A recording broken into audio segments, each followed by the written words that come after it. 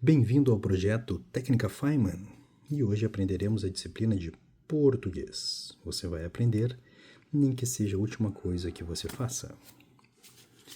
Iniciaremos pela sintaxe. A sintaxe é basicamente a classificação em sujeito, verbo, predicado dos elementos que compõem uma frase.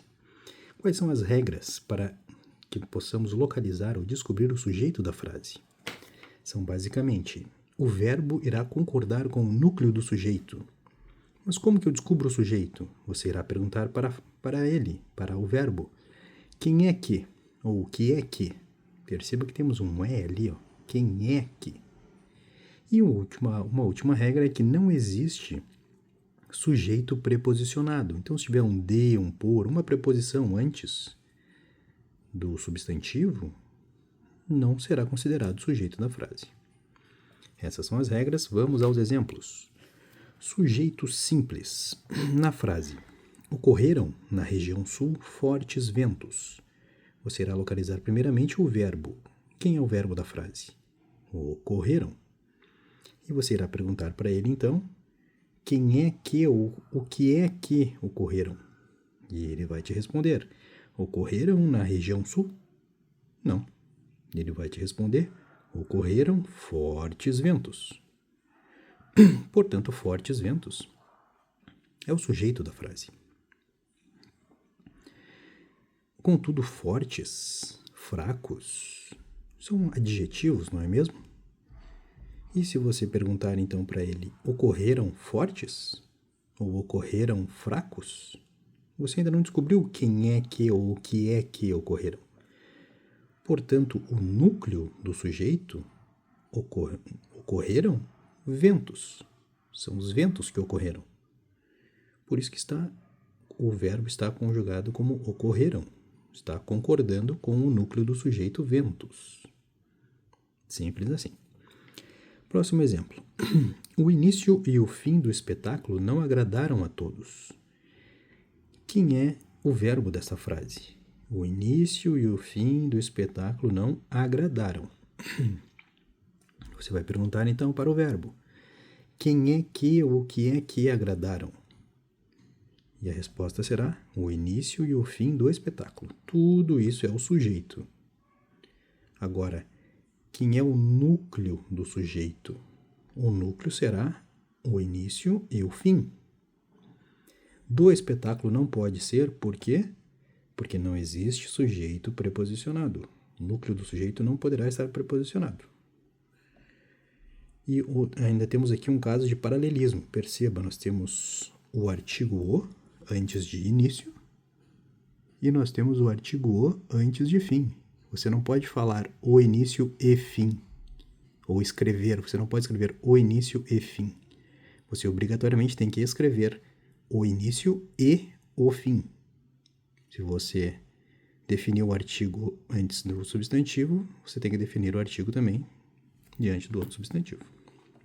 Então descobrimos que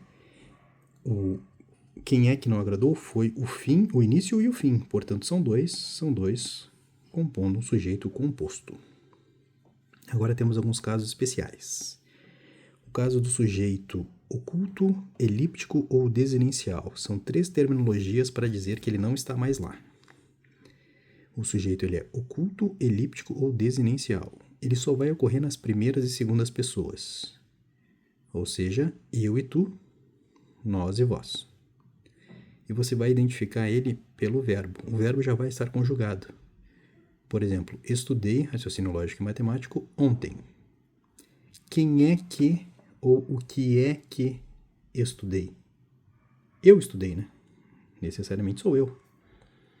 Portanto, por se tratar de uma primeira e segunda pessoa, ele pode ser suprimido, mas mesmo assim, pela conjugação verbal, você vai identificar que ele existe. É um sujeito oculto, elíptico, desinencial, ele não está ali, mas ele pode ser determinado. Isso não ocorre no caso de sujeitos indeterminados. Por quê? Porque eles estarão na terceira pessoa. E esse é o grande problema.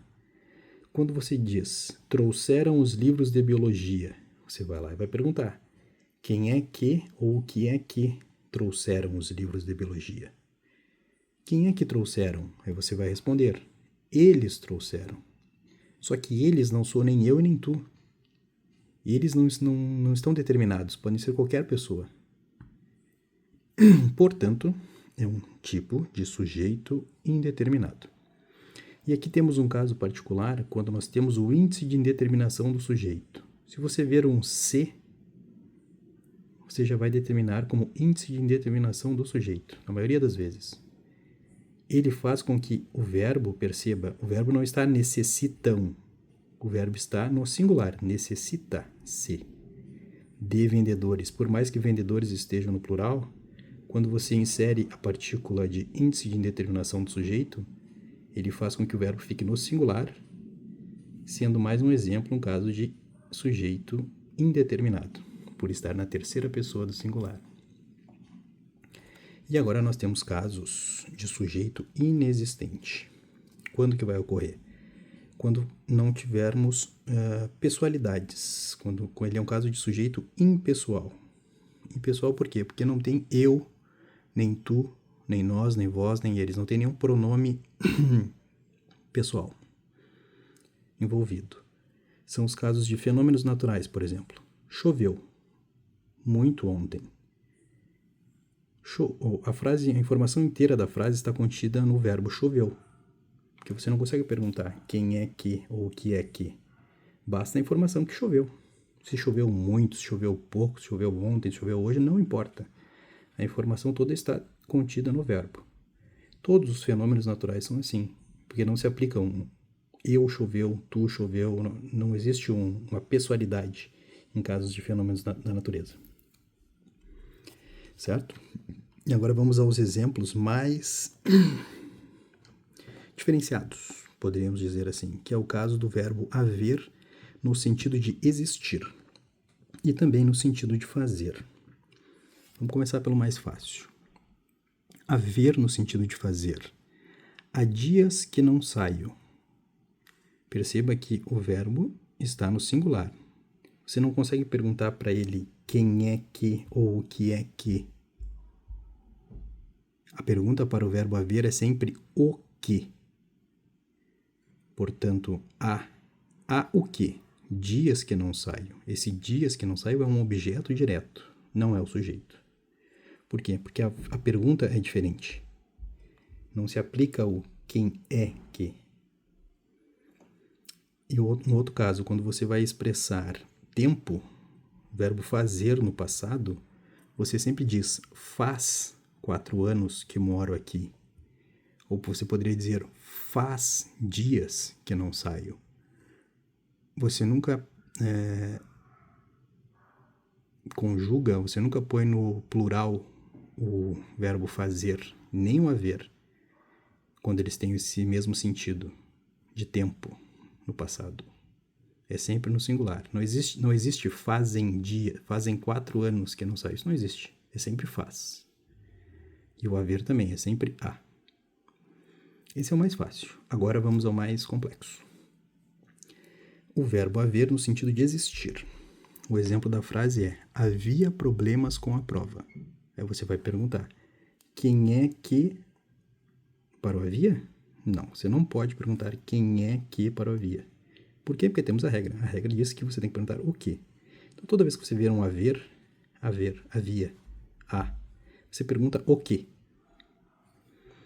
Então, havia o quê? Problemas com a prova. Isso aqui será um objeto direto. Isso não é sujeito. Porque a regra diz que o haver, no sentido de existir, é um sujeito inexistente impessoal. Deve haver problemas com a prova. Deve haver o quê? Problemas com a prova. Isso aqui é um objeto direto, não é sujeito. Então, basicamente, é a pergunta que vai determinar. Toda vez que você ver um verbo haver, no sentido de existir ou de fazer, você pergunta o quê? Você está perguntando o quê? Você não está perguntando quem é que, portanto, você não está determinando o sujeito. Por quê? Porque o sujeito nem existe, é um sujeito impessoal. E perceba, fica sempre no singular. Havia problemas. Deve haver problemas. Simples assim. E agora, o último caso de sujeito inexistente ou impessoal é o verbo ser. Por exemplo, é noite. Ou quando se refere a horas, são 14 horas. Ou a distâncias, são 180 quilômetros. Perceba que ele sempre concorda. O é concorda com noite, o são concorda com 14 horas, plural, e a distância são 180 quilômetros, concordando com o plural. São esses os casos da sintaxe em relação a sujeito, determinação do sujeito.